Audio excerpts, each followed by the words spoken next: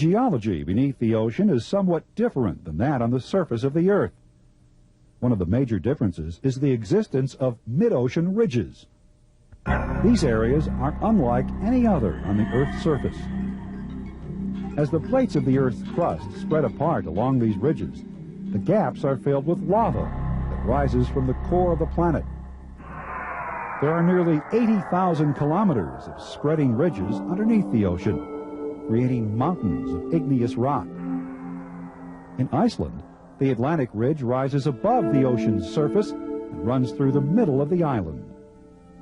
Another interesting feature of the ocean's geology are trenches, which represent the deepest areas found beneath the water. The Mariana Trench is the deepest of these areas.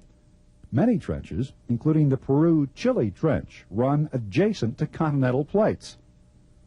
The Peru-Chile Trench is 5,900 kilometers and is the longest of the submarine trenches.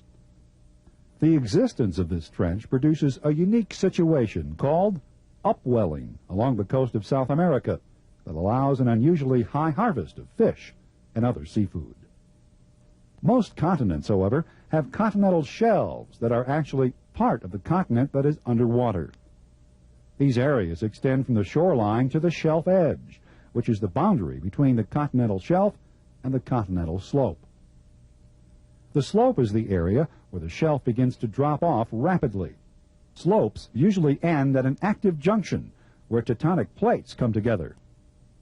Often, the slope drops off rapidly into a trench. At continental margins that are not along plate boundaries, the continental shelf will tend to be rather broad and end in an area of slight incline called a continental rise, which is created by sediment deposits. An example of a trench coast is the California coast with its high mountains and cliffs, as compared to the flat coastal regions of the southeastern United States. Once past the trench or rise, the floor of the ocean becomes an abyssal plain. These plains are incredibly flat.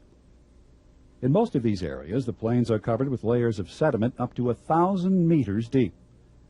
Further out, between the continental shelves and the mid-ocean ridges, are the abyssal hills. Higher than abyssal hills are seamounts. Seamounts occur mostly in the Pacific Ocean and are typically cone-shaped and occasionally stick out above the ocean surface to form islands. The Hawaiian Islands are examples of seamounts. Most seamounts are volcanic in origin. As they are located far away from the edge of crustal plates, there is speculation by scientists and geologists that seamounts form over hot spots in the Earth's crust. Some seamounts look as though they've had their tops sliced off.